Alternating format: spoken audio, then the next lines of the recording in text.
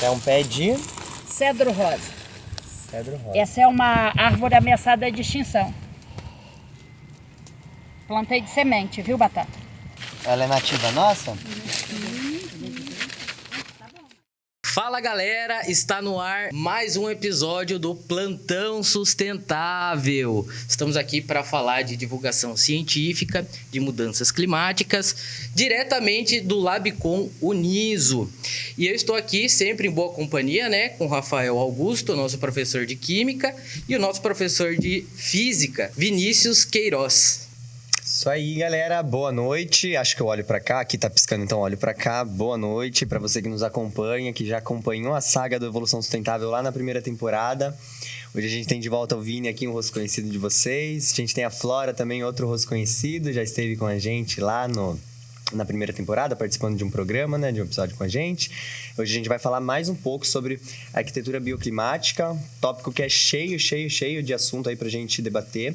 Antes de mais nada, não esqueça de já se inscrever no canal, segue a gente aí no YouTube, busca a gente lá no Instagram, evoluçãosustentável.oficial. Lá no Instagram, na bio, tem um Linktree que dá acesso também a todas as outras redes. A gente tem o TikTok, a gente tem... Enfim, tem um canal também no YouTube só de cortes. Deem uma buscada, se informem. A gente também tem lá um link que dá acesso ao nosso fórum no WhatsApp. Para você, principalmente que é de Sorocaba e quer estar atualizado sobre as pautas ambientais da cidade, a gente tem uma conexão muito boa lá. Então é isso. Valeu, Batata. Tamo junto. Flora, Obrigado. já vou agradecendo aí por estar participando de novo com a gente. Muito E o Vini obrigado, agora... Flora, muito obrigado. Passa a bola aí pro Vini. Rafael. Prazerzaço aí estar de volta aí na segunda temporada aqui do Evolução. A gente tem a oportunidade de novo de falar um pouquinho sobre sustentabilidade, de tornar esse mundo um pouquinho melhor e considerar a chance de a gente viver mais 100 anos, mais 200, mais 300 anos, porque no ritmo que está, né, a coisa não vai muito longe. Então isso tudo parte de vocês que estão assistindo a gente. A iniciativa é nossa, mas também é de vocês, porque, como eu sempre falava na primeira temporada, o movimento não é só nosso, o movimento é de todos nós, e tem que ser de todos nós enquanto humanidade. Então, prazerzão estar aqui, prazer estar falando com a Flora. Eu acho que na primeira temporada eu não tive a oportunidade de falar com ela, e agora eu tenho essa oportunidade de poder estar trazendo algumas perguntas associadas à parte física, à parte energética, e numa área que a gente sabe que movimenta muito o meio ambiente, movimenta muito a sociedade, e que a gente precisa de cada vez mais ações para ter um resultado melhor, uma sociedade melhor, um planejamento melhor e, como consequência, uma qualidade de vida muito maior. Exatamente, é uma área que polui bastante, né? A construção civil emite gigantoneladas de dióxido de carbono por ano. Então, a gente vai estar falando sobre estratégias, né, de construir nossas casas de formas mais sustentáveis hoje com a Flora. Flora, nossa convidada aqui, Flora Machado, especialista em obras, né, construção de obras públicas e também em arquitetura bioclimática, certo? Certo. Eu tô feliz de estar aqui de novo na segunda temporada. Já fica o meu pedido para a terceira também, aí a gente vai falando de outros assuntos. Muito bom. Fico feliz do Vini estar aqui, porque quando a gente fala de eficiência energética, a gente fala muito de física, troca de calor, materiais, né?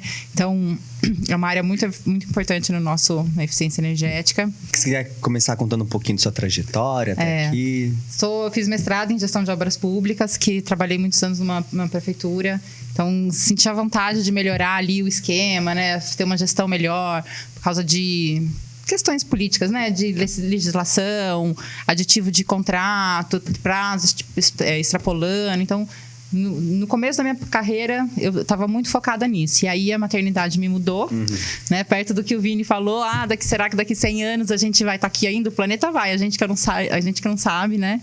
E aí comecei a ficar preocupada com meus filhos, possíveis netos. Falar, não, agora eu tenho que trabalhar aí para a próxima geração também, né? A questão não é só gestão de projeto eficiente, mas é recursos do planeta, meio ambiente, nosso conforto, né? Quando a gente fala conforto, não é só estar confortável, é bem-estar, é saúde. Passamos por uma pandemia, então também é uma questão que tem sido citada muito na arquitetura, né? Nas certificações, onde são selos dos prédios que falam, seu prédio é eficiente, seu prédio tem essa gradação de eficiência. Então, assim, a questão de saúde também está muito presente aí na área. Então, é o que eu luto para que seja o futuro da construção civil. Eu luto para eu não ser uma pouca num mundo muito grande de arquitetura, mas que aquilo que a gente estuda, que a gente emprega nos projetos de eficiência, de soluções menos impactantes na natureza, que traga uma eficiência maior, seja o corriqueiro de projeto, que seja como uma legislação que você tem que cumprir obrigatoriamente para sua edificação ser aprovada numa prefeitura, né? Porque eu acho que tá na hora. A gente até fala de impactos eu acho que ainda ambientais. eu quero acreditar que ainda dá tempo, sabe? Eu quero acreditar que ainda dá tempo da gente fazer alguma coisa pro planeta, porque Pelo menos para ter um pouco um bem-estar, né? Não é só você salvar o planeta. E o que está em jogo também é a sensação térmica também. Não, sempre dá tempo, né? Agora, a grande questão é que, a que custo, ainda é uma escolha. Ainda é uma escolha. Ainda é uma escolha no sentido de que, aparentemente, as pessoas estão conseguindo viver do jeito que tá, consegue respirar, fica mais um tempo. Vai chegar um momento em que a gente não vai poder sair de casa. Interestelar, para quem assistiu o filme. A gente não vai conseguir respirar fora de casa. E aí, a hora que chegar nesse ponto, será que não vai ser muito mais difícil a gente reverter, né? Então... Pois é. Há muita discussão sobre se a gente chegou já no ponto de colapso, onde não dá para reverter aquecimento global. E, putz, difícil, mas a gente acredita que a gente tem esperança. Né? Tem o dia de sobrecarga da Terra, vocês conhecem esse conceito, né? Que é até onde a Terra consegue se regenerar daquilo que foi extraído no ano, né? Então, ela vai se regenerando. E a gente já bateu desse ano. Não, desse ano acho não, esse ano ainda não. 2025, não. Mas ele tá cada vez mais cedo. Ele tá, porque se não me engano ele era ali por agosto, deve estar em julho, sabe? Que eu lembro que teve... o que saiu no começo do ano foi a pesquisa da Oxfam, falando que os bilionários já estouraram a sua cota de emissão. Eu teve esse dado mesmo. Teve esse dado. E assim, quem mais impacta é a pessoa que mais tem que fazer. Sim. E a gente não tem um consumo de CO2, nossa vida não deixa um rastro de CO2, né? A pegada de carbono, né? Que um bilionário deixa. Que cada vez que decola e pousa do seu jatinho, né? Não, e a Katy Perry essa semana? Você tem que comentar, porque ela fez um rolezinho lá, foi pra estratosfera, viu que a Terra não é plana e voltou, né? Mas poxa, eu fiz as contas, eu fui atrás. Um jato daquele emite mais ou menos... coisa de toneladas, 300 mil toneladas assim de CO2 numa ida e volta. Pela quantidade de combustível, né? Pela quantidade de combustível. É coisa assim que você com o seu carro, mas rodando muito ali, todo dia, 1.000 km por mês. Você ia levar de 5 a 10 anos pra conseguir emitir. Mas ela foi de foguete pra lá? Ela deu um rolezinho. 5 mulheres, então...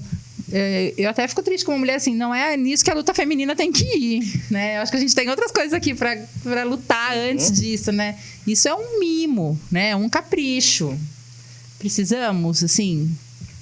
Pois é, deveriam dar voz para coisa mais importante, né? Engajamento para coisa mais importante. Mas muito louco, porque daí nessa também que eu tava pesquisando, eu vi que a gente tem 1 bilhão de bois, entre bois e vacas, né? De bovinos no mundo. A gente esquece que a média de emissão do peido ali dos bovinos é uns 300 litros de metano cada um por dia. Isso dá 300. Porque o bezerrinho ali vai para uns 100 litros, daí o boi maiorzão, uns 500 litros. Então 300 litros de metano cada um emitindo por dia. Então tem 3 estômagos, né? Bem grande. Assim.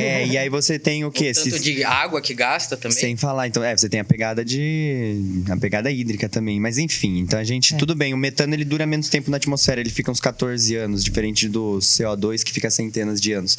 Mas mesmo assim, ele absorve até 30, 40 vezes mais radiação da Terra aqui do que o CO2. Mas então, apesar dele ficar menos tempo na atmosfera, o carbono vai para algum lugar, né? O carbono não desaparece, né? Então, ou ele vai ser absorvido pelo solo, né? Alguma consequência vai ter, né? Então... Tem uma tecnologia muito avançada que se chama árvore.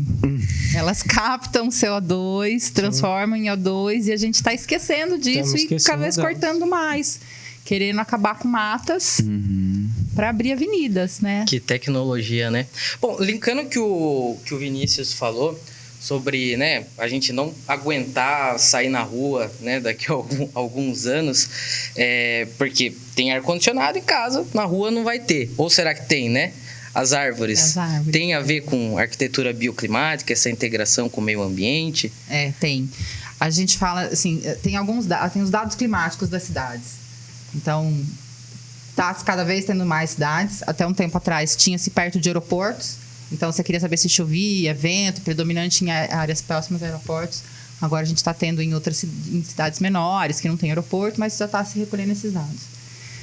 E aí a gente pega os dados bioclimáticos da cidade e faz o projeto em cima daquilo, em cima daquela realidade. Então, uma cidade que é muito quente, precisa ventilar, ou uma cidade em que é frio, você precisa guardar calor dentro da parede para esse calor ser armazenado durante o dia que o sol está emitindo, e depois que o sol já não está mais, aquele calor que foi guardado dentro da parede passa para dentro da casa. Então, você tem uma diminuição... Guardar calor na parede. É quase igual estocar o vento.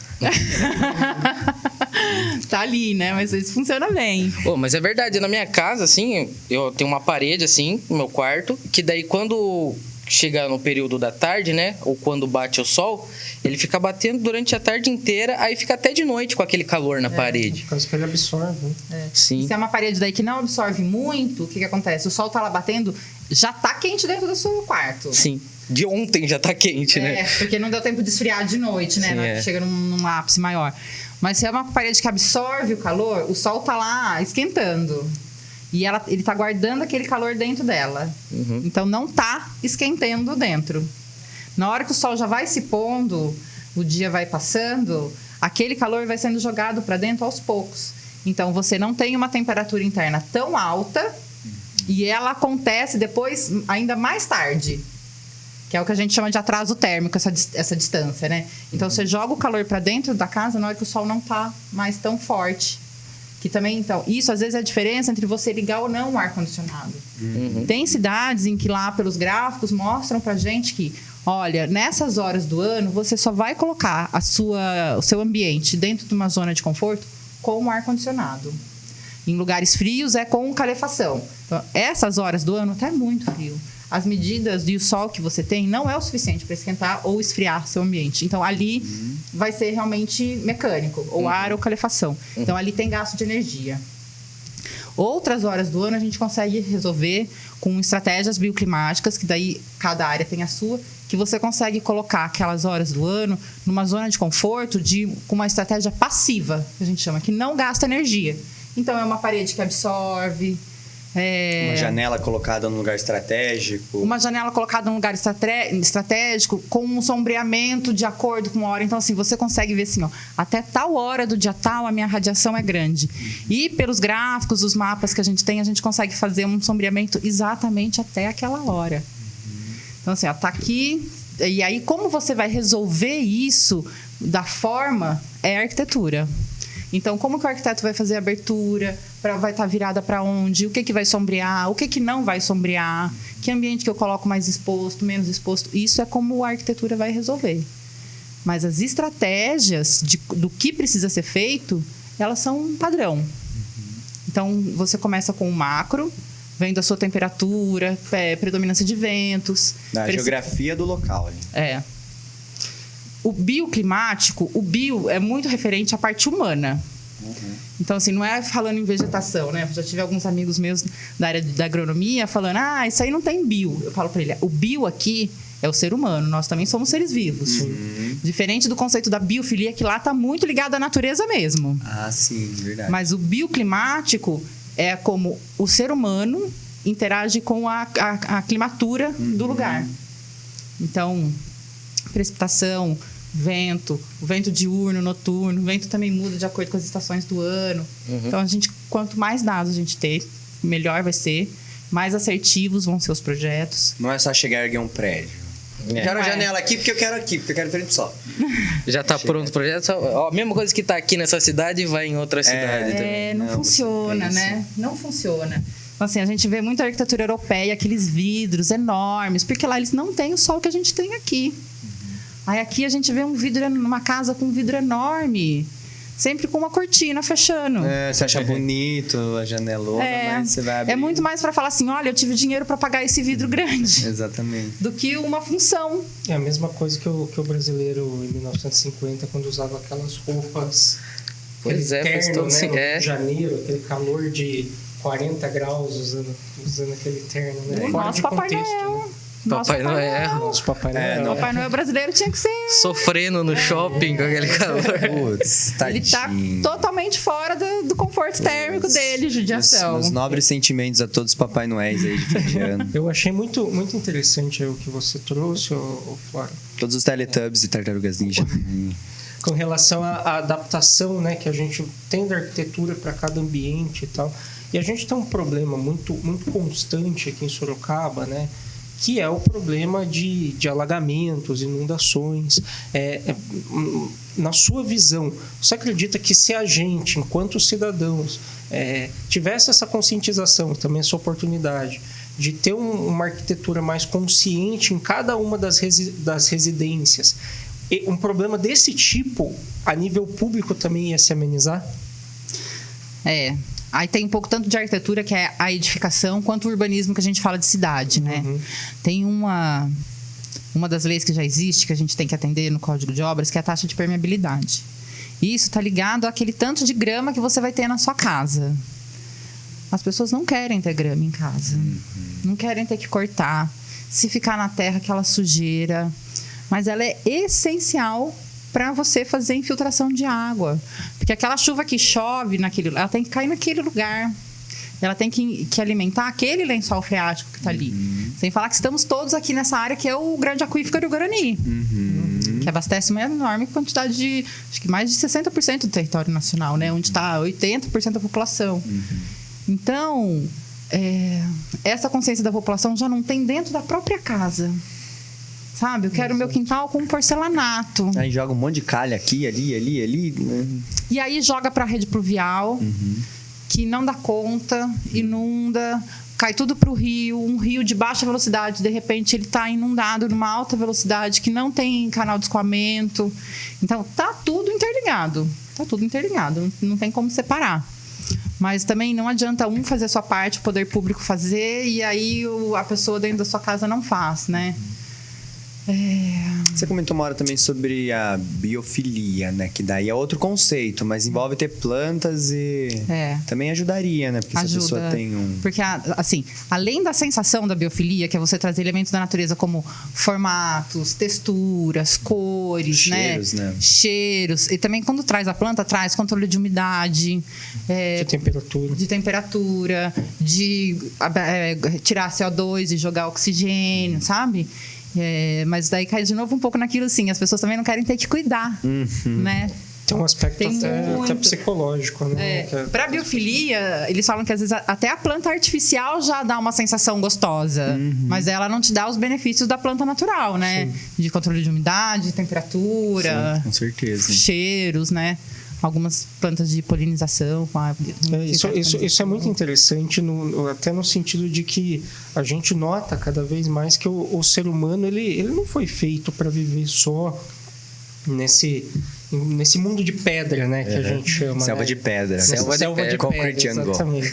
Então ele foi feito para estar rodeado com natureza, esse tipo de coisa. Então, crise de ansiedade, todas essas coisas. A gente sabe comprovadamente por diversos estudos que existe uma correlação entre a pessoa que não tem contato com a natureza e esses problemas psicológicos, né? E eu acho muito interessante que esse modelo de arquitetura ele vem pensando também nisso.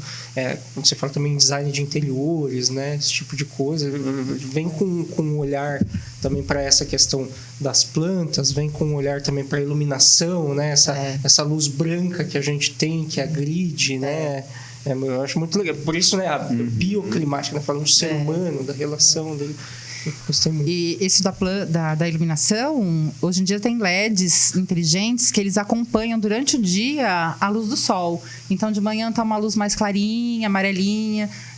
No meio-dia ele chega numa neutra, nunca numa branca. E depois uma luz mais quente ainda no pôr do sol. Então, antes a gente chamava relógio biológico, né? Hoje a gente fala de ciclo circadiano, que ela acompanha. Então, assim, o seu corpo entende qual é a hora de acordar, qual é a hora de dormir. Isso tudo reflete na sua qualidade de vida, na sua questão de saúde, de não ficar tão doente, né? Como as pessoas não sabem que... Ciclo circadiano.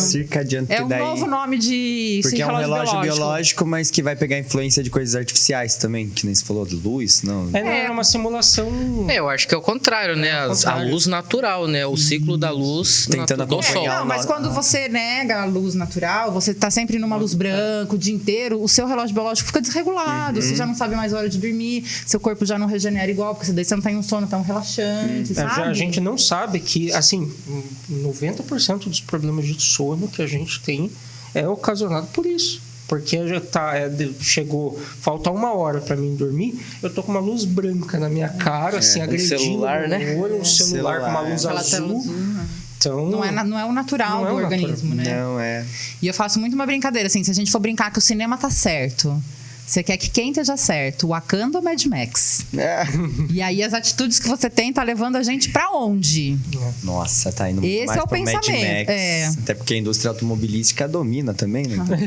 Os caras estão mais próximos de fazer um super carro do que a gente de... As revoluções industriais são automobilísticas, né? Sim. Outra questão também, né? CO2, né? A gente sabe que as mineradoras emitem milhares também de toneladas de CO2, mas a construção civil como um todo é uma das coisas que mais polui, que emite CO2 para a atmosfera. E estudos mais recentes da ONU, a ONU estima que em 2050 metade das construções dentre casas, prédios que vão ter em 2050 ainda não saíram do papel, ou sequer foram projetadas, porque se continuar nesse nível... E aí, a arquitetura bioclimática vem como uma solução?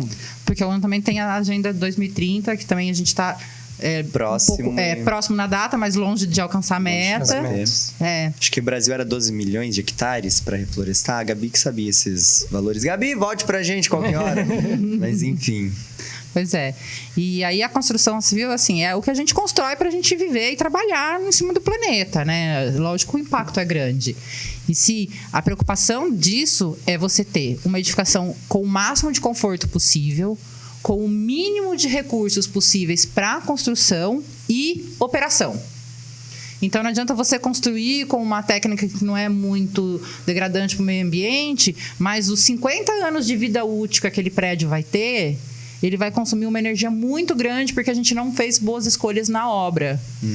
Hoje tem alguns processos de certificação, que falando, né? São corporações. Você trabalha com isso, né? Eu trabalho fazendo certificação de edificação, a grande maioria residencial, de torres, né? Selinho verde do prédio. É um selo verde, é isso mesmo. Então, na época do projeto, a gente faz uma série de escolhas. Então, assim... a gente vai reusar água de chuva, a gente vai usar técnicas industriais para o canteiro de obra ser o mais rápido possível, o mais limpo possível, para todos os problemas que poderia ter de intercorrências, interferências entre uma modalidade de projeto e outra, entre uma estrutura, uma parte de elétrica, uma parte de hidráulica, serem resolvidas em projeto, em cima do papel, né? No digital, né? A gente fala papel, mas hoje é no digital. Programas de computação da modelagem BIM, que é você desenhar o prédio 3D no computador. Então, todas as modalidades... AutoCAD já é coisa do passado. Coisa do passado? Ele tem um irmão mais novo, que é o do BIM, da Autodesk, que é a fabricante do AutoCAD, que é o Revit. Mas a gente tem outros também. Então, cada projetista faz o seu projeto e a gente une num só para ver onde tem interferência. A gente faz muitas reuniões, né? A gestão da reunião é muito importante no processo da certificação, porque é onde todos os projetistas conversam entre si. Eu tenho essa demanda, mas a minha solução interfere nisso. A gente tem uma legislação que barra. Então, a gente chega no final numa receita muito bem resolvida. Porque a gente fala que a obra resolve. Com martelete, quebrando, jogando recurso fora, mão de obra trabalhada que descartou, né? Jogou e vai ter que fazer de novo. Então, quando a gente termina isso, resolve isso em projeto, a gente economiza na obra. E isso não faz a obra ficar mais cara, muito pelo contrário. Fica mais barato, torna. Fica, porque assim, você não. Assim, você chega na obra com no longo prazo ou na hora mesmo para pagar, para erguer o prédio, fica mais barato? Fica mais barato, porque assim, você já preveu em projeto os problemas que iria dar. Uma obra sem projeto, ela gasta em média, assim, no mínimo, 30% a mais. Então, você uma pensa construção assim, mais segura. Mais segura, você sabe o que vai acontecer, você sabe que solução você vai ter, você já prevê uma tubulação que vai deixar para uma instalação de alguma coisa futura, que daí você não precisa mais quebrar. Em resumo, né, a pessoa quer economizar no projeto e aí ela vai gastar com o pedreiro O barato sai caro, construindo tudo, tendo que destruir aquilo, fazendo de novo, gerando Mais lixo, né? mais CO2, né? E essa certificação com que você trabalha, ela é obrigatória para? Não. É comum? Ela não é obrigatória e, infelizmente, não é muito comum. Porque assim, apesar de que quando você fala que um prédio é certificado, ele tem um valor de venda maior e mais rápido, ainda há uma resistência. Porque muitas vezes o incorporador quer saber quanto eu vou gastar. Né? E não pensa, às vezes, num payback, num produto melhor acabado. E aí, nisso, ainda tem uma resistência. Mas tem aumentado, assim, o número de... A tendência é aumentar isso aí, né? A que eu faço mais é uma certificação que eu acho que é muito real para o padrão nacional. Porque a gente tem que provar que o nosso edifício ele é mais econômico, eficiente energeticamente. Então, eles têm muito do padrão brasileiro, porque muitas dessas certificações usam padrão internacional. E a nossa mão de obra aqui, nossos materiais de desenvolvimento não estão no mesmo nível de padrão internacional. Então, essa é bom porque ela é bem próxima do nosso dia a dia de obra aqui. Então, você consegue economizar água, economizar luz, pede-se muito automação. Né? Então, assim, a inteligência vem para ajudar. Então, você deixa a água com sensores, energia com sensor, irrigação automática. Hoje, você consegue ter, além de um sensor de umidade no solo, ele está ligado com a previsão do tempo. Então, está seco, mas eu sei que vai chover. Então, eu não preciso ligar a minha irrigação. Então, assim, claro que isso tem um preço. Faz quem pode pagar. Quem não pode pagar, tenta só pegar a água da chuva e coloca na sua horta. Também. O máximo que você pode já está ótimo. Eu falo assim, se você não puder fazer nada, olha, eu não tenho condições, separa seu lixo correto. Já é um começo. Poxa, não gasta nada e já dá um grande impacto. Tenta fazer uma compostagem, tira o orgânico. Coloca umas plantas em casa também, né? Só para refrescar um pouco mais também. Então, assim, cada um se fizer o máximo que pode, eu acho que ainda dá tempo. Você sabe citar algum país exemplo em arquitetura bioclimática? A gente tem alguns arquitetos no mundo que fazem, né? Por exemplo, eu tenho alguns amigos que aqui já estão num momento que a gente até comentou, né? Eles não usam mais concreto. Há algumas pesquisas de algum concreto que absorve CO2. Mas isso ainda é pesquisa, não se tem tanta prática no mercado. Mas, por exemplo, um dado importante é que assim, quando você usa 1 metro cúbico de concreto numa obra, numa fundação, viga, pilar, você emitiu para a natureza 1 tonelada de CO2. Nossa, 1 metro cúbico. 1 metro cúbico, vão muitos numa obra, né? Depende do tamanho. Quando você usa 1 metro cúbico de madeira na obra, você absorve 1 tonelada de CO2. Olha que legal. Porque a árvore, durante a sua vida útil, ela pegou o CO2. E hoje tem umas tecnologias de madeira que até então arranha-céu a gente só conseguia fazer com estrutura metálica. Hoje já se consegue fazer prédios extremamente altos de madeira. Olha que legal. Por ser uma madeira engenheirada, tratada com alta tecnologia. Uma madeira sustentável também, né? Porque essas madeiras, elas vêm todas com certificação.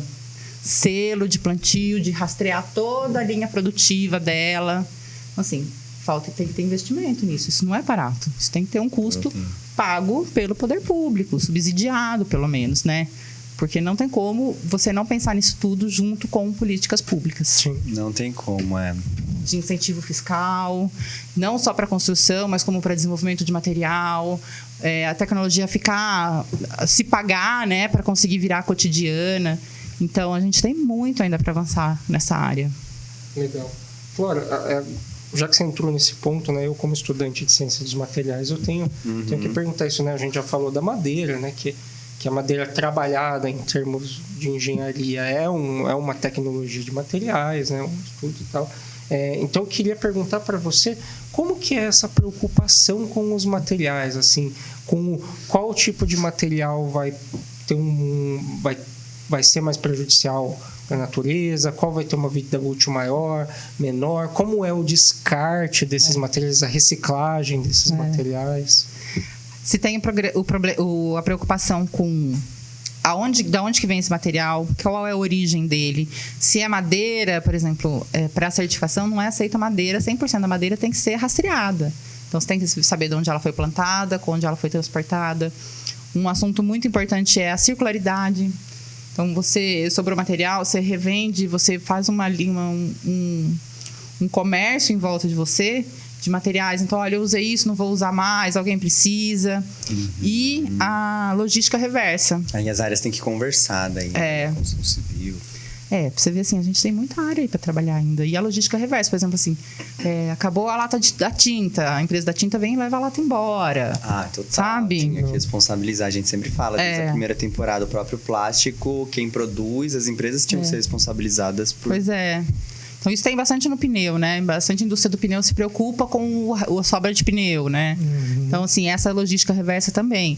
Tem a preocupação de você não usar materiais que, por exemplo, tintas que têm materiais nocivos. Né? Então, assim, você não usa mais essas tintas. Ou se for usar, usa em algo... Porque, às vezes, é uma tinta impermeável, de área externa, onde não vai ter contato humano. Materiais de baixo impacto. Materiais próximos a você. Não pegar, né? A gente tá falando que trazer mármore da Itália. Poxa, a gente tem tanta pedra nacional, sabe? Não precisa...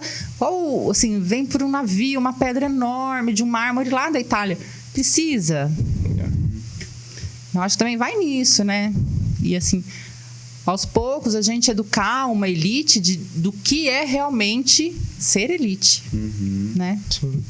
Do que a gente consome. E, de novo, o contexto de mudanças climáticas. A gente tem que pensar muito para erguer um prédio. A gente vê essas, enfim, diversas obras, né? Que aqui na cidade a gente tem um exemplo lá da Marginal Direita, por exemplo, né? Que querem fazer lá a nova Marginal, do lado direito do Rio Sorocaba, mas tirando uma área de floresta ali de mais de 10 mil metros quadrados. Então... A gente tem que pensar muito antes de fazer qualquer construção hoje em dia. Então, seria muito interessante, como você comentou, se tivesse legislação para que cada obra respeitasse algumas condições geográficas do local. E na minha origem de trabalho, no começo, né, Rafa? Eu trabalhei numa prefeitura, então eu trabalhei muito com o sistema viário. Tem uma frase no sistema viário que é assim, ó.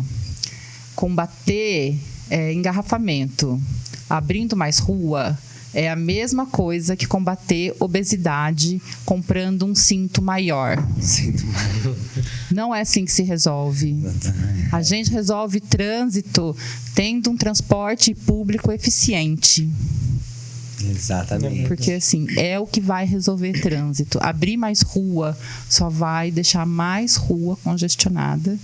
E o caso ainda dessa marginal é uma rua que alaga. A questão então, da assim, na hora que você precisar, ela não vai estar lá, porque ela vai estar alagada. Então, assim... sai um pouco a gente está indo para Mad Max, né? Mas, assim, entrando no que você falou de permeabilidade ali do solo, isso tem que ser respeitado, porque senão... E, teoricamente, é uma área de APP, do lado de Rio, né? De Rio. Inúmeras cidades sofreram processos do Ministério Público, através dos TACs, né? Termo de ajustamento de conduta, por construir avenidas em área de APP. Não pode. Vai contra a natureza, porque o rio, ele precisa... O rio, ele se molda, né? Ao longo dos anos, o rio vai mudando sua curvatura, E se a gente for ficar fazendo um braço de ferro com a natureza, é a gente que vai perder todas as vezes. A gente está num período que, assim, passou aquele calor muito intenso que a gente teve.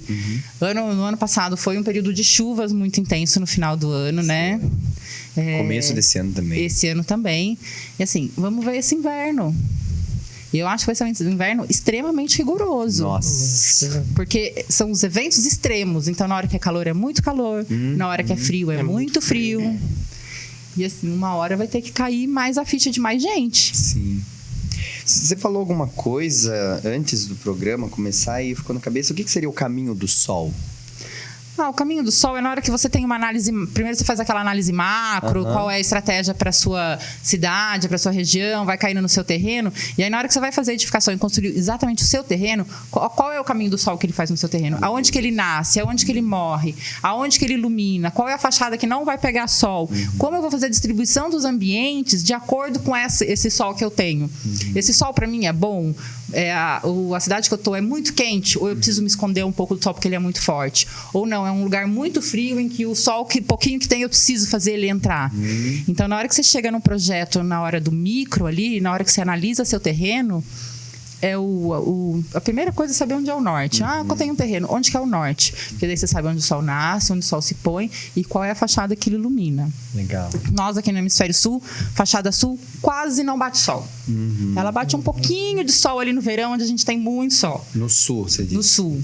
Então, assim, a fachada norte é onde pega o sol o mais quente, né? Tá, a nós leste. estamos no hemisfério sul, então o norte tá mais pro Equador É aqui. o lado Isso. sul da casa é o que menos O que não pega sol. Ao contrário, no hemisfério norte, né? No hemisfério norte, a fachada sul deles que não pega. Que pega sol Pega é a mais- norte. mais sol, A gente vai colocar na edição depois a Terra rodando com essas... Caramba, tem um cálculo pra fazer isso na hora lá de Tem, desenhar? assim, na verdade, nos programas computacionais hoje, você já faz o caminho do sol. Você já desenha o entorno, você vê que vizinho, que árvore que faz sombra em você. Isso é muito louco, né? Que você tem que pensar aquela fachada em específico diferente da outra fachada, né? Era muito comum antigamente você pensar como uma única coisa, né? Mas cada lado da casa vai ter uma necessidade específica, né? Sim. E aí, onde bate mais sol, você coloca se você precisa, você coloca uma parede que vai guardar mais o calor ali dentro. Então, às vezes, é uma parede mais grossa, é uma parede com outro material. Aí, a solução em si é aquilo que eu falei, é a arquitetura. Como o arquiteto vai resolver aquela situação. Tô repensando todo o desenho da minha casa, assim, né? Parece que a janela fica bem de frente pra onde nasce o sol. Aí, durante a tarde, fica batendo lá na parte de trás. Sendo que seria melhor do outro lado, né? Ter as janelas, né? Mas também a forma como é colocado os terrenos, assim, daí também não tem como você mudar muita coisa, né? Não tem mágica também.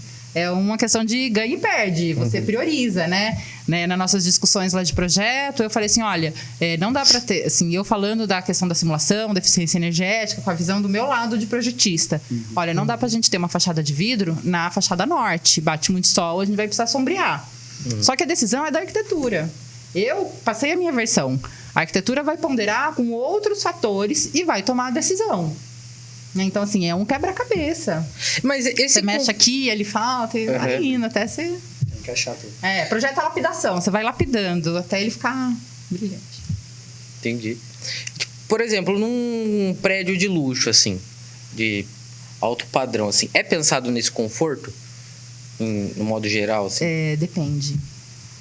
Se é um luxo que não ligam, ele vai climatizar, colocar ar-condicionado central em tudo, e aí vai ser um prédio com uma alta demanda energética. Porque a gente acha bonito ter essa fachada de vidro. O vidro, ele é a fachada onde a gente ganha e mais perde calor, né? O maior é o telhado, que é a cobertura, que é onde mais pega por mais tempo. Mas o vidro é o material que mais troca calor. Apesar de a gente ter muita tecnologia, vidro duplo, vidros de película, vidros com camada de ar, né? Então, mas ele tem um custo caro. Então, você cria um monstrengo, uma coisa enorme que, por uma ostentação, consome um alto nível de energia. E aí você climatiza, você ilumina o dia inteiro, porque se você tem um vidro para uma fachada que bate muito sol, você vai fechar a cortina e vai ter que acender a luz. Então, a sustentabilidade não pode ir por esse caminho. Não pode. Porque você está gastando muitos materiais para construir e durante a operação. Tem que falar que está entrando sol ali bastante luz. É um mini efeito estufa ali, né? Também, se for uma região onde é muito quente, por exemplo, a pessoa frita lá. Quase como se fosse um efeito estufa, porque você tá passando luz ali, tá sofrendo refração, ela vai ficar confinada, né? Naquele espaço ali. Porque daí você tem uma planta enorme, você não tem ventilação cruzada, porque ele entra por aqui e não tem por onde sair. E aí você fecha para climatizar, para ar-condicionado. Como você tá com muito sol, tá dando um ofuscamento, também vai ter que acender a luz. Então você vai criando um prédio de... Um Frankensteinzão, né? Uma coisa de um alto consumo de energia. Sim. Então, assim, o que é o luxo, né? Você pensar num terraço, que vai filtrar um pouco o sol, vai bater o sol ali na varanda, então você consegue recuar a sua sala, abrir, tentar fazer uma ventilação cruzada. Então, você não precisa iluminar até tanto, sabe? Então, resumindo, não é muito parâmetro para dizer se o hotel 5 estrelas, o quão sustentável ele é. Não. Aí a questão que a gente entra nas certificações. Porque prédios maiores, por exemplo, a rede SESC é certificada. Então, usa um sistema de resfriamento que não gasta energia, com sistema de água, né? Estou fazendo propaganda de onde eu trabalho. Que é no Senac. Então. Eles têm toda uma preocupação em sustentabilidade, tem um setor de sustentabilidade. Mas eu gostaria de trazer para um exemplo prático, Flora, porque uns 2 anos atrás, eu fui para a UFPA, né, que é a Universidade Federal do Pará, e a gente sabe que houve um momento que o Brasil investiu muito na construção de universidades públicas. E a UFPA é enorme, estrutura gigantesca lá que eles fizeram, e eles tinham a intenção, através de um projeto de urbanização, de colocar a universidade num lugar mais pobre da cidade. Então eles fizeram do lado de um rio, bem do lado de um rio. E o que a gente observa é que no Pará, é muito engraçado, em Belém, chegou 3 horas da tarde, chove todo santo dia. E é o que a Flora... Muito úmido, né? A floresta amazônica tá ali. É o que a Flora estava falando. Cada região vai ter suas peculiaridades, em termos de temperatura, em termos de umidade. Então, ali, além da umidade ser muito grande, você vê muito lodo na parede, né? Você vê já a estrutura já parecendo que vai cair, ainda alaga. Então eu queria trazer esse relato, né, para esse tipo de situação, né? Como às vezes a gente foi um investimento público, poder público, né? Saiu do nosso bolso. Como às vezes a gente investe centenas de milhões de reais, né? Às vezes bilhares de forma porca. bilhões de reais, de uma forma que a gente sabe que não vai se sustentar a longo prazo, porque não foi pensado, né? Não foi pensado para aquela região. Só para entregar mesmo, né? Tá pronto aí. Deveria ser edificações em palafitas, levantar um pouco do solo, porque a umidade ascendente que vem é muito forte, né? Mas, se eu não me engano, a Federal do Amazonas tem muita edificação com palafitas, corredores suspensos entre os prédios, para você sair dessa umidade do chão. E ela tá bem no meio da floresta amazônica. Bem no meio da floresta amazônica, né? Imagens. Então, assim, ela tá muito mais adaptada ao clima do que a do Pará, pelo visto, né? E é uma região do país que eles marcam eventos para depois da chuva, porque chove todo dia, né? Depois que chover a gente vai, né? Porque, assim, olha como a chuva baliza o dia a dia das pessoas. E aí a gente vai virar de costas para isso, na hora de fazer as edificações. A umidade é muito importante, né? Pois é. Também. Aí o que acontece? Fica úmido, as pessoas ficam mais doentes. Isso tudo tá ligado à saúde. E até pensando, você que trabalhou, né, com a parte da prefeitura e tal, e agora tá na parte da arquitetura bioclimática e tal. Você acredita, através dessa experiência, que no setor público existe alguma preocupação ou algum pensamento estratégico? A gente constrói pontes, constrói uma série de coisas, né? Existe algum pensamento, olha, vamos utilizar esse material, ou é só vamos despejar dinheiro a rodo aí? Não, para obra pública não se pensa. E ainda mais tem aquela questão política, né? Porque todo mundo quer entregar durante a sua gestão. É 4 anos. 4 anos. A gente não tem planos de governo para cidades, né? Cada prefeito que entra, impõe o seu pensamento. Entrou outro, a cidade perdeu tudo que foi feito pelo aquele, zera e tenta tudo de novo. Então, assim, você quer entregar uma obra, no máximo entre 8 anos, se você for contar que você vai ter uma reeleição. E não é assim, né? Não deveria ser, mas é o que acontece. Então, assim, não... Talvez essa seja uma das travas, por exemplo, para a gente ter um... eu vejo que no Paraná isso funciona, né? Você vê as ruas muito arborizadas, né? Você tem um sistema de arborização bem pensado. Aqui no estado de São Paulo, não, né? São raras as cidades, são exceções as cidades que...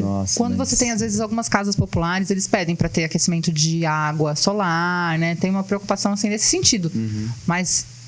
uma coisa, o público exigindo que o privado faça. Agora, quando o público, por mais que ele licite uma ponte, uma rua, não é ele que executa, a licitação muitas das vezes é feita pelo menor preço, né? Quem fizer no menor preço leva. Então... Mas além do poder público, você acha que existe alguma tendência, assim, além da parte individual, que acho que é a maior parte que está fazendo crescer essa tendência, mas existem... você observa alguma tendência, assim, por exemplo, fora do Brasil, algum outro país? Se o poder público não exigir que seja feito, a gente não vai achar que a iniciativa privada vai fazer porque acha bom. Vai ser um ou outro que vai fazer porque tem um pouco mais de consciência ou porque acha que consegue ter um lucro maior vendendo isso para quem pode pagar e quer e valoriza. Mas tem que partir do poder público algumas legislações. O mercado é muito pequeno ainda. Então, assim, quando a gente vai construir, a primeira coisa é ver os dados do plano diretor, né, do Código de Obras da cidade. Então, assim, eu tenho um terreno de 100 metros quadrados, eu posso construir proporcionalmente 70 metros quadrados interno, quando você tem um coeficiente de aproveitamento do solo de 0,7. Então, assim, se eu tenho um terreno de 100, eu posso aproveitar eu posso construir em 0,7, por exemplo. Então, tem 70%. uma reserva legal ali, né? Reserva legal é uma outra situação. Quando você tem áreas grandes, aí você tem que fazer uma reserva. Estou falando de lote, de casa. Então, você posso daí construir uma taxa de ocupação de 2. Então, eu posso construir duas vezes a área do terreno nos 70 metros quadrados. E aí, o resto, eu tenho que deixar pelo menos 10% ou 20% de grama de área permeável. Justamente para infiltração. Isso é lei, todas as cidades têm, todo mundo segue. Vamos considerar que todo mundo segue, tá?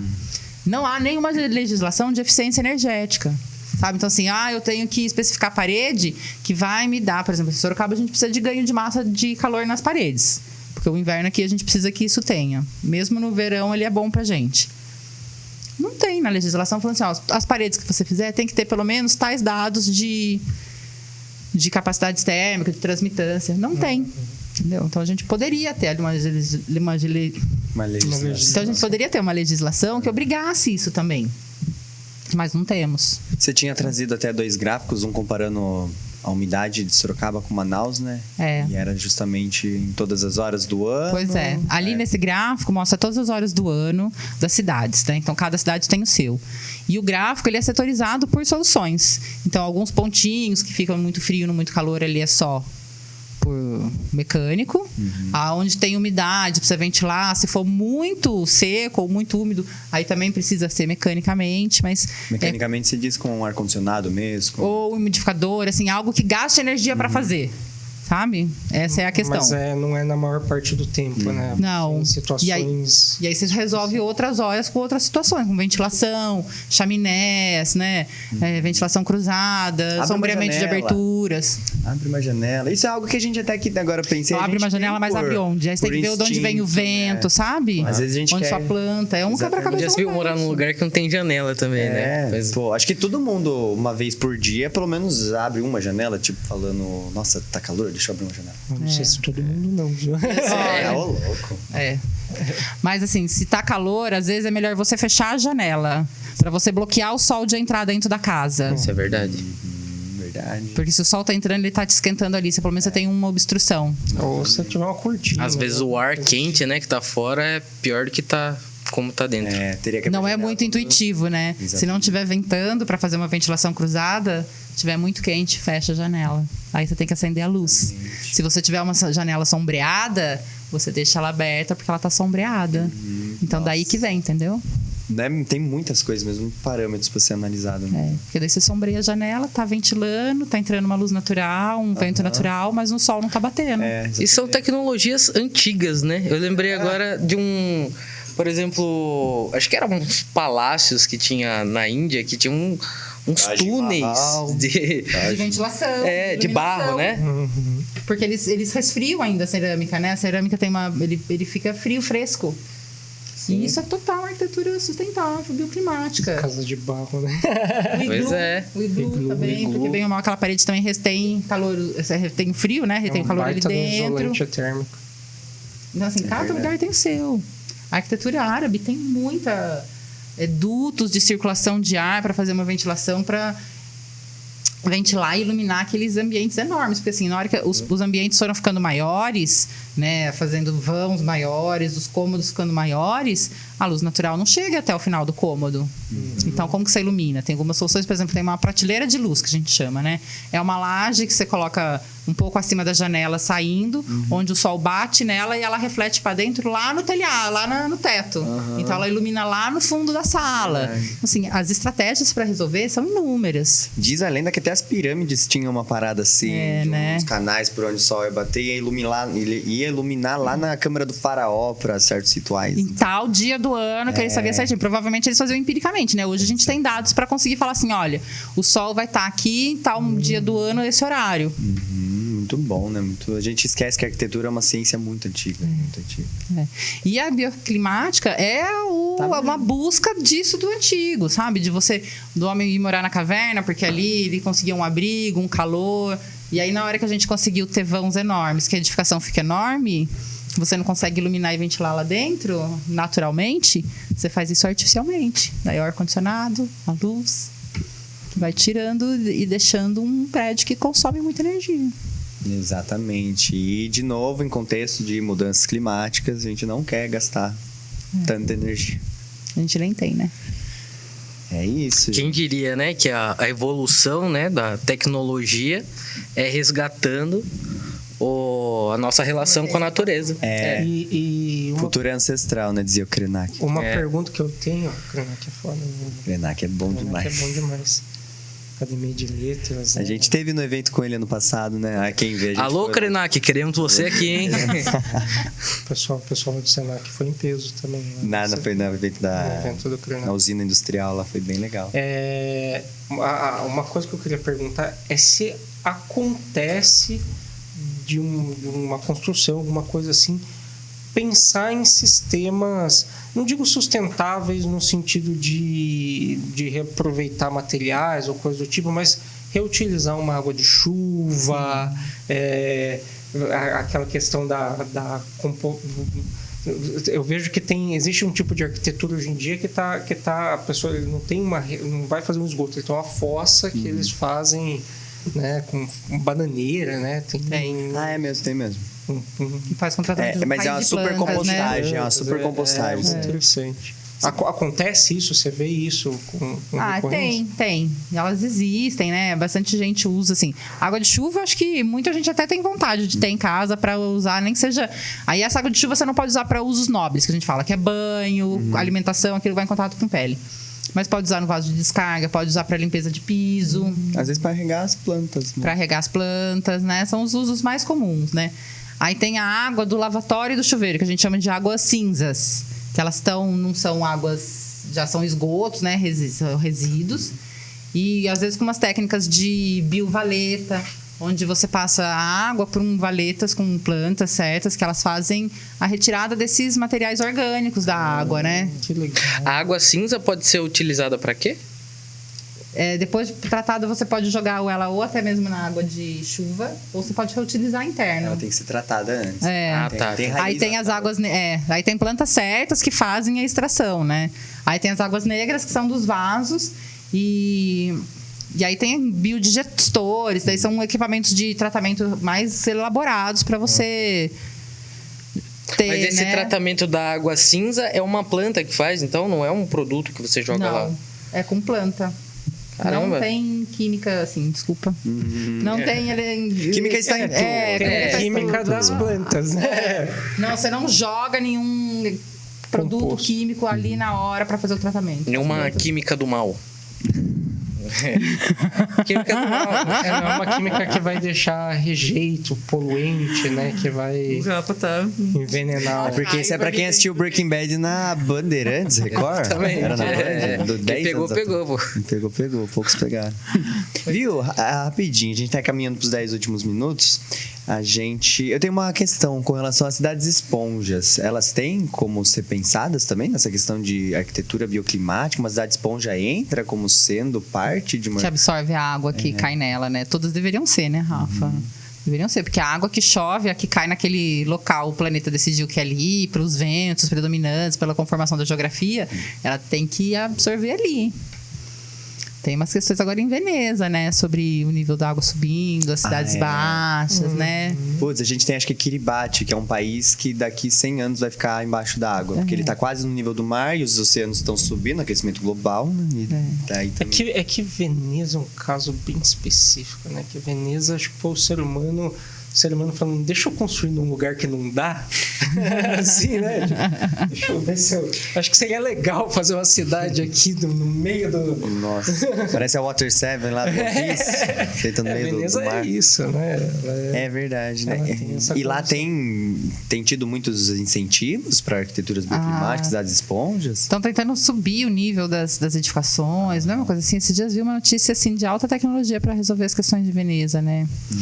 Na Holanda, eles estão estão fazendo uns diques que na hora que a água chega subindo, a mesma pressão da água já sobe umas barreiras que protege eu vi isso. de entrar. Isso né? é muito legal, assim, você pode fazer isso, tipo, inclusive nas casas. Assim. Eu acho que eu vi na beira de praia. Tem um vídeo que eles estão na beira da praia. Isso, na beira... Não, esse da beira de praia é outra coisa. Esse dique, ele é uma coisa meio inflável. Então, a água chegou aqui, ele infla... E aí ele protege contra a barreira. A própria água ativa o sistema de proteção. De proteção, ele sobe aqui. Totalmente. Aí esses diques aí das praias, acho que tem em Portugal, se eu não me engano. E aí eles fazem uns... na verdade é para controlar, né, o recuo das marés e tal. E aí eles fazem uns buracos, assim, mas com umas curvas bem específicas, assim. Concretam, né? Eles concretam a praia. Concretam. Eu vi que é sustentável, mas eu falei, cara, eles falam que eles tentam recriar uma bacia de corais ali, uma coisa pra água assim. Fazer um caminho e ela ocupar um espaço. É mais ou menos o mesmo pensamento dos piscinões que a gente tem, né? Então é um tanque que vai na hora que chove, ele vai entrando, e aí você tem tanto piscinão de detenção que a água fica presa, ou de retenção que ela só demora mais para chegar, né? Mas dessas questões de tratamento, por exemplo, quem mora numa zona rural que não tem sistema de esgoto, não tem coleta de esgoto, tem que usar esses sistemas alternativos aí, né? Biodigestores, fossa. Mas olha que louco, né? Se todo mundo fizesse isso, utilizasse essas tecnologias que a Flora está falando, quantos problemas a gente não acaba... né? Sistema de esgoto, né? O quanto que a gente não ia resolver com o sistema de esgoto? Nessa... Mas também tem uma coisa assim, que é a partir do momento em que a sociedade se reúne e fala que algumas pessoas vão resolver alguns problemas, a gente pensa que o poder público que tem que recolher o esgoto de todo mundo e tratar, porque a gente convencionou de que quem cuida disso é o poder público, não é a iniciativa privada.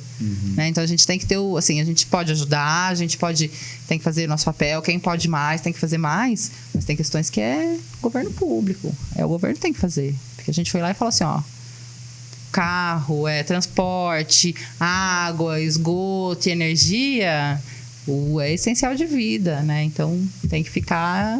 E será que o governo poderia usar esse tipo de tecnologia nos tratamentos, ao invés de fazer aquela quimicona? Química do mal. Mas, olha, estações de tratamento de água, que no Brasil agora já está quase todas feitas, né? A gente ainda está na luta do saneamento, né? Mas o abastecimento de água... Tem muitas tecnologias novas sendo implementadas em sistemas, sabe? Utilizando plantas mesmo. Coisas menos agressivas. E eles fazem constantemente... toda a água que chega, eles fazem análise para saber qual é o tratamento exato que tem que fazer. Então, assim, não jogar... Por exemplo, uma questão de jogar papel higiênico no vaso. A questão não é entupir a tubulação. A questão com o papel higiênico é muito ácido e ele aumenta o pH da água. Então, ele tem que chegar lá, tem que ter um tratamento a mais. Por isso, então, assim... Tudo vai, sabe? Então, assim, a conscientização tem que ser geral e ampla para uma série de coisas. Mas algumas coisas têm que ser do poder público. E olha que coisa, né? Essa questão do pH é uma coisa que não é divulgada, né? As pessoas não sabem disso. A pessoa fala, mas por que eu não posso? Se na Europa eles fazem isso. Não, intuitivamente eu até penso que gera menos lixo, porque realmente vai para água, não gera menos lixo. Mas te onera o sistema de tratamento de água. Então é um jogo de equilíbrio, né? E mesmo para tratamento de esgoto, que agora tem as várias licitações na área de tratamento de esgoto, também se usa algumas alternativas, sabe?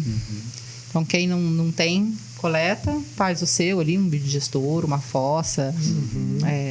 A gente antes tinha fossa negra, né? Que era só um buraco no chão. E agora tem um tratamento a mais, mas... qual que é o impacto disso, né? Isso não está no meio da cidade, né? Todo mundo fazendo. Sim. Então, cada caso tem o seu caso. Isso daí pode ter uma contaminação do solo, né? Tem uma série de... E aí, cada caso tem a sua solução. Se aglomerar um monte de gente no mesmo lugar é perigoso. Até para fazer isso, né? Tem que ter um estudo, né? Tem uma ciência. Assim, qual é a melhor forma de tratamento de esgoto? Depende. A resposta sempre depende. Depende do seu caso, depende da sua situação, que área que você tem para implantar uma coleta, se tem montanha para atravessar, para levar seu esgoto para tratar onde, sabe? Então, a resposta sempre depende, o caso tem que ser analisado. Olha que legal, né? A arquitetura é um tipo de arquitetura muito personalizada, né? Muito... como tudo, né? Deveria ser, né? Como toda cidade deveria ter a sua posição, sua ideia política, né?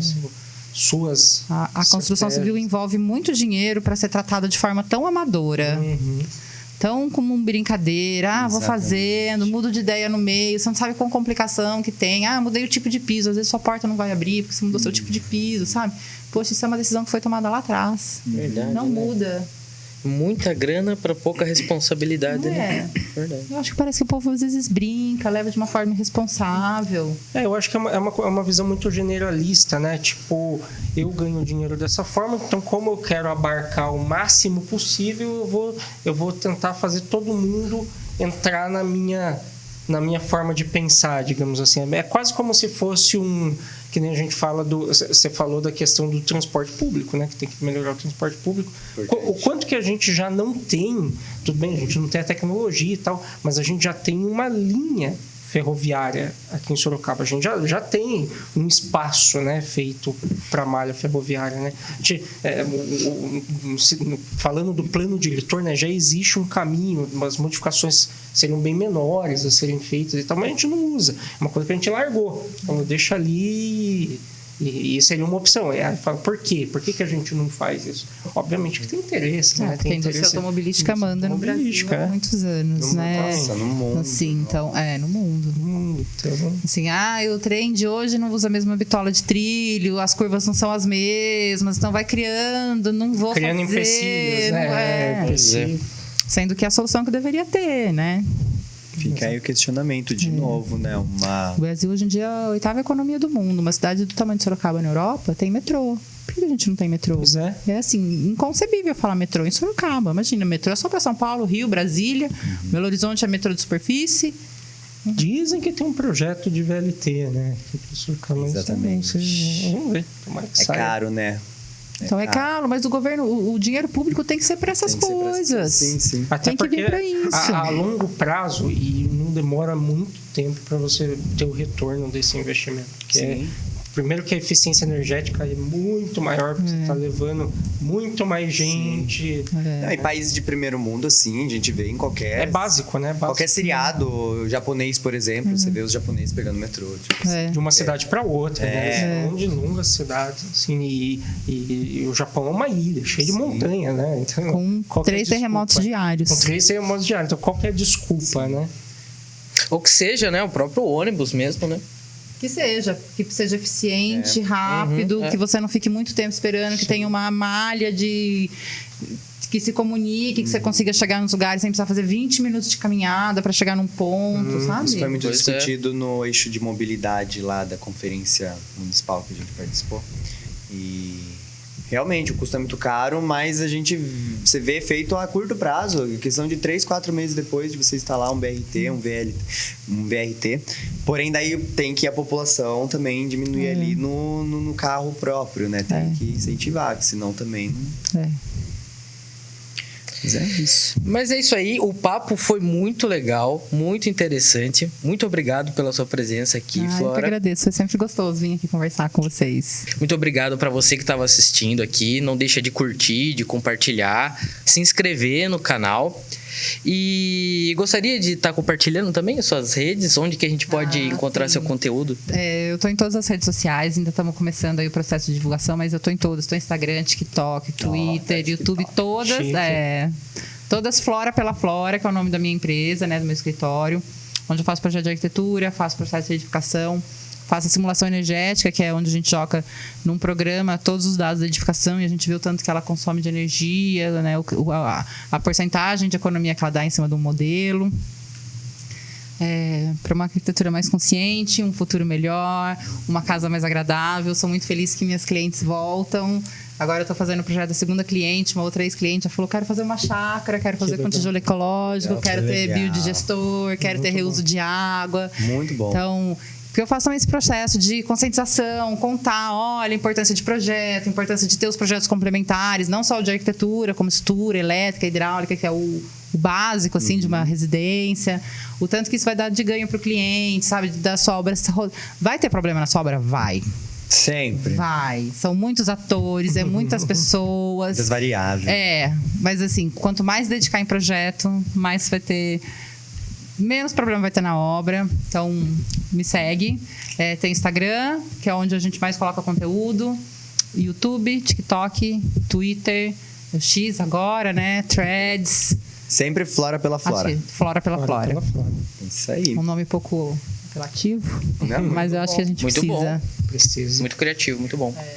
Bom, é isso então. Antes de passar a palavra final aqui pro Vini, vou me despedir. Galera, obrigado. Sempre um prazer estar aqui, tendo essas conversas e reflexões. E, de novo, precisamos falar de sustentabilidade, porque a gente está num contexto não muito agradável, né? A gente sempre cresceu ouvindo, né, que vai chegar o aquecimento global, mas chegou, tá aí, tá na sua porta. Então, cada vez mais, infelizmente, notícias de eventos climáticos extremos serão mais comuns. A gente tem a COP esse ano que vai rolar lá em Belém do Pará. Se acontecer como tem acontecido nos últimos anos, vai ser uma época de muitas queimadas lá na Amazônia. Vai ser bem tensa a situação. Então, a gente está num momento que é crucial a gente parar e pensar um pouco sobre mudanças climáticas e como a gente pode reverter esses impactos. E peço a você aí, encarecidamente, que você busque se informar sobre isso. Se você não é de Sorocaba, quais são as pautas ambientais da sua cidade? Tenta dar uma pesquisada sobre isso, está sempre conversando.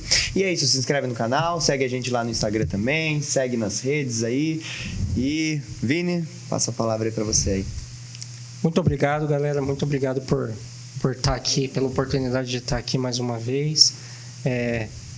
Se inscreva no canal, né? Entre nesse movimento com a gente. Se você for fazer uma obra, procure a Flora, né? Porque Atendemos o Brasil todo. É muito importante que cada vez mais a gente esteja alinhado com essas práticas para que a gente possa efetivamente ter práticas mais sustentáveis e daqui 100 anos a gente está melhor do que a gente está, né? De preferência. Então, se tiver uma dúvida, manda pra gente aqui nos comentários, né? Se tiver alguma dúvida para a Flora também, ela vai responder nas redes sociais dela, né? Então, tamo junto.